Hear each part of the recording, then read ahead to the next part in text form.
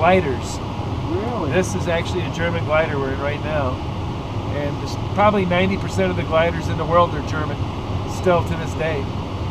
They just got so good at it because they couldn't put their passion into anything but gliders. Wow. So these things are really efficient, very strong, very agile. How old is this particular plane? Yeah, this is a 1985. And it's got a 36-to-1 glide ratio, so that means, so we just towed up a mile right now. So even if there was no rising or sinking air, if the atmosphere was dead calm, we could glide for 36 miles before we landed.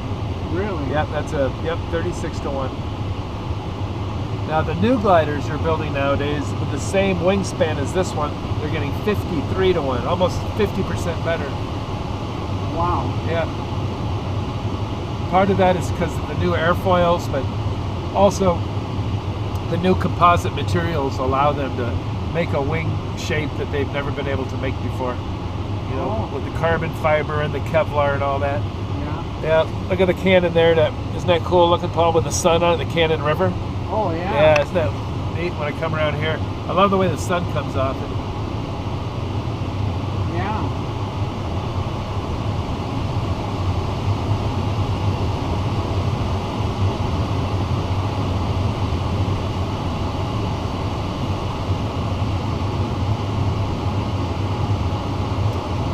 So that little climbing turn we did back there, did that mess with your head or stomach at all?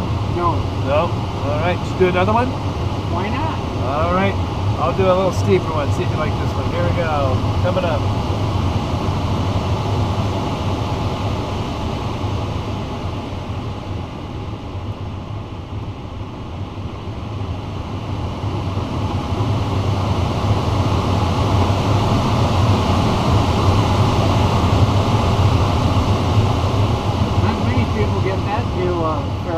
No, the straight down view.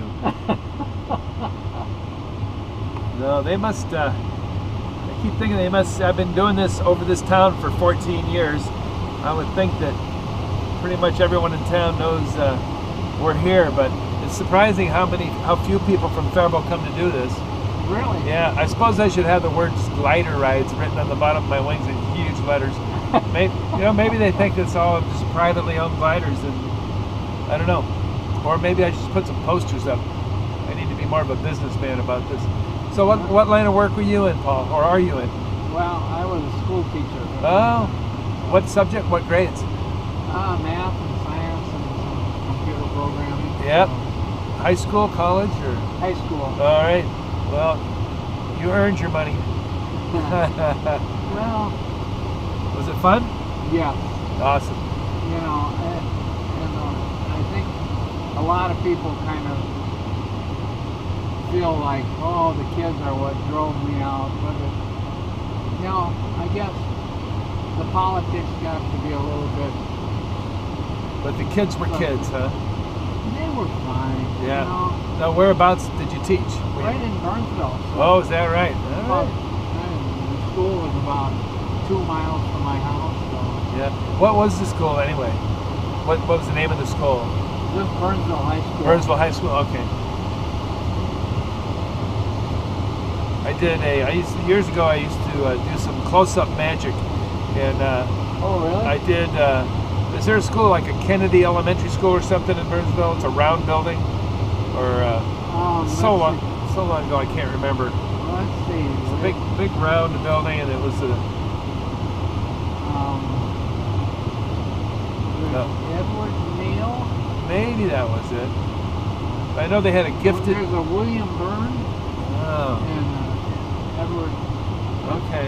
I know they had a gifted and talented program, whatnot, and I was invited in to discuss and demonstrate some magic. And really? I'll tell you, those really smart kids hate being fooled by magic. I'll tell you that right now. I almost got attacked before I could get out of the room with my little briefcase. Yeah. Have you watched that show called America's Got Talent? Yeah.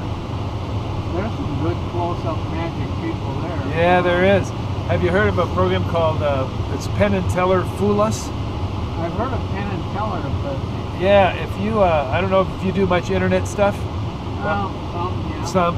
Well, if you Google up Penn and Teller Fool Us is the name of it. And Penn and Teller actually are not the ones doing the magic. They sit in a chair. It's an English show set in England, and magicians come up and try to fool Penn and Teller.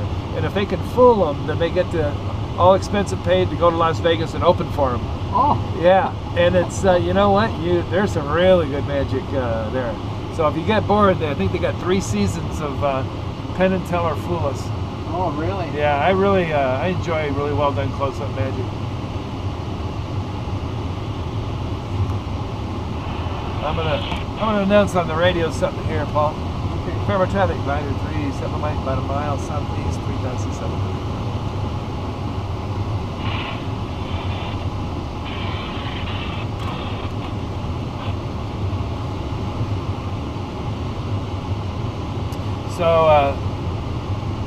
So you like those climbing turns?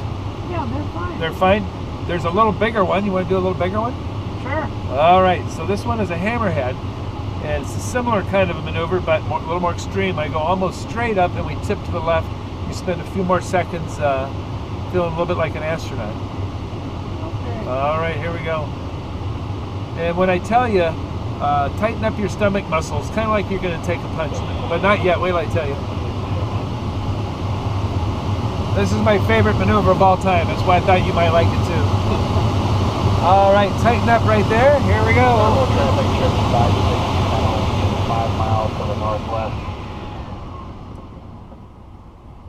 And Wow. out we go. Isn't that cool? That was cool.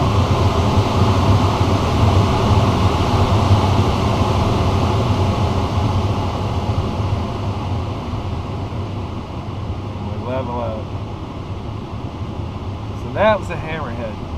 The only thing beyond that is a loop, and we don't have parachutes, so we're not allowed to do those.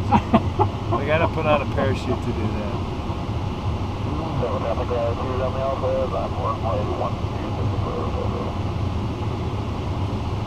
All right, so Was there like a golf dome or a tennis dome? Yeah. Is that over on the left? see right over here.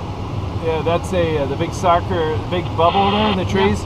Yeah, that's Shattuck St. Mary's soccer field. Oh, really?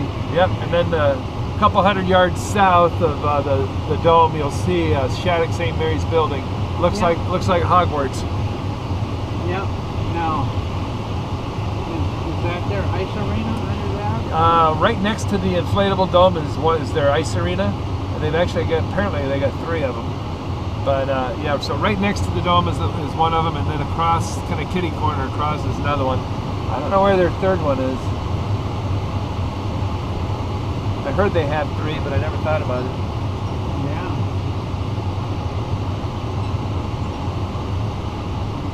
So, Paul, did you want to ride today, or did you want to try your hand at flying? What do you think? Well, what would you suggest Yeah. I do? All right, I'll tell you. Let's see. So if you take the stick with your right hand, and you'll notice how you can raise and lower the nose doing that. Well, yeah. Yep. And then move it left and right very gently. There it is, going left and right. So if you wanted to turn to the right, you move the stick a little right. As soon as you get an angle you like, move it back. And then pull the nose up a little bit. There you go. Now it's a little hard to see the horizon today, but if you could see it, I would tell you to line your yarn up with it in terms of up and down. So probably right about there is where the horizon would be. And by doing that, it will allow you to maintain your airspeed without even looking at your gauges or anything. Just keep that yarn right where you think the horizon would be. Maybe a little lower than that. Yeah, right about there. Yeah. And so even when you turn left or right, if you kind of keep your pitch attitude such that yarn's on the horizon, you'll be perfect.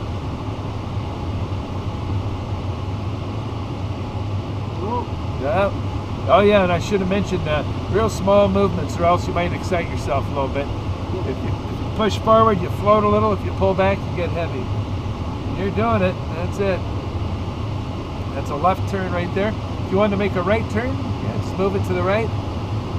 There you go, and raise the nose a hair. There you go. If you want to make a left turn, just move to the left.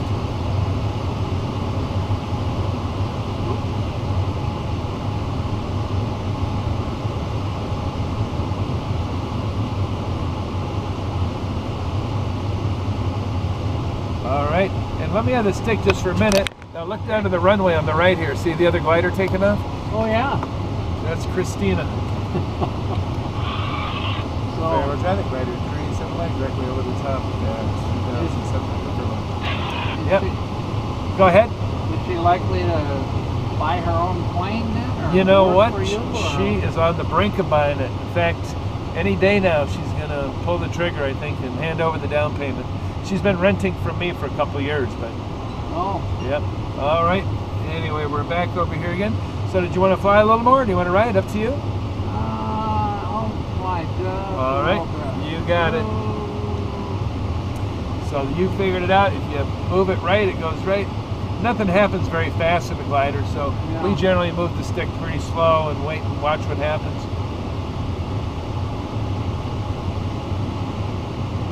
Yeah, you're doing great. The glider does 90% of it, doesn't it? Yeah. Yeah, that's what we love about it too. And then, just trying to keep that thing on the horizon. Yeah. And that's just approximately, because mainly that's just a little cheat way to keep your speed control. And you can give me a shallow right turn here. And ignore those bumps. They're not going to do anything to us.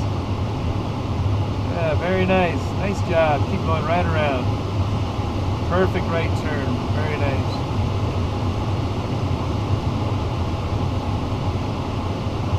All right, you're taking us over the power plant. That's where they burn natural gas, produce electricity. I'm hoping we'll get a little bit of lift. All right, you can level out right here. And now you're right over the top of it. See if we got a blast of lift or not. I never know if they're going to be operating it. Doesn't feel like they are.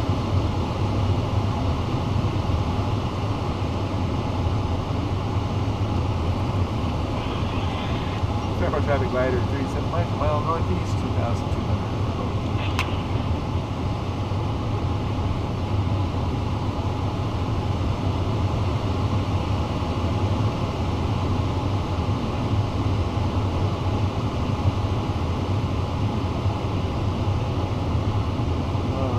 Make another right turn here as we're getting a little bit lower. You are getting the hang of this, man. I might just take a nap. Wait till you land it. Not tonight. Not quite ready. I'm not quite up to that. Well, yeah, keep going around to the right a little more. We're gonna be perfect for entering the landing pattern here. All right, nice flying, sir. All right, I'll take it from here. Okay. Nice job. Fairport traffic glider 37 miles up down with 12 trouble.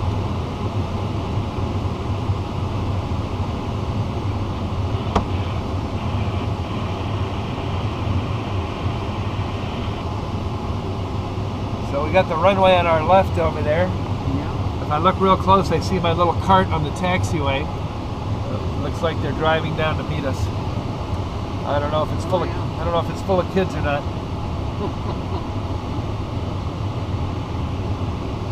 Wow. Looks pretty tiny, doesn't it? Yeah, it does.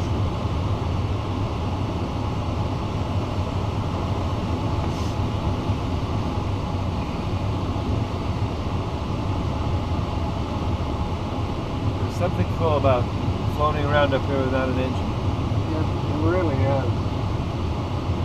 It's almost like a different kind of aviation than the others. Well, it's so smooth. Yeah, yep.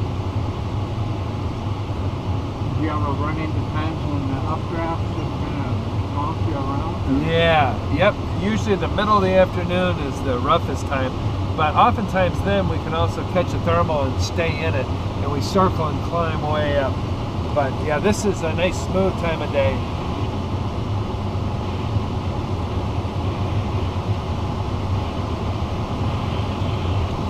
Traffic glider 378, left base,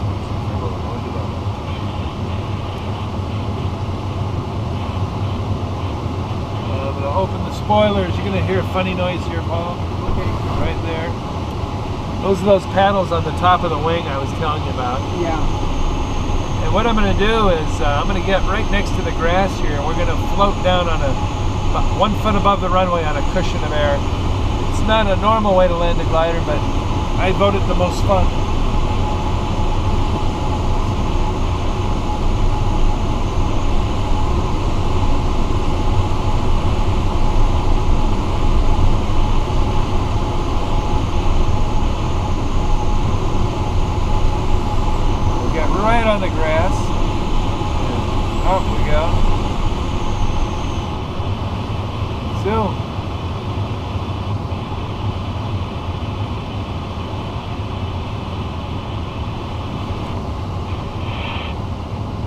Look out, little birds. Woo!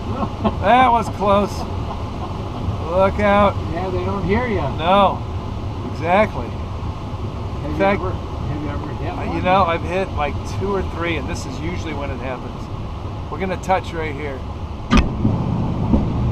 It's usually because I think they get the last bit of warmth, you know, off of the taxiway. Doesn't the airflow over the plane kind of push them away then? I think it does. I think that's the only reason I've only hit a couple. I think some of them escape death by pure aerodynamic luck. All right. Oh, that was great. Awesome. Glad you liked it. I sure did when I took my first flight.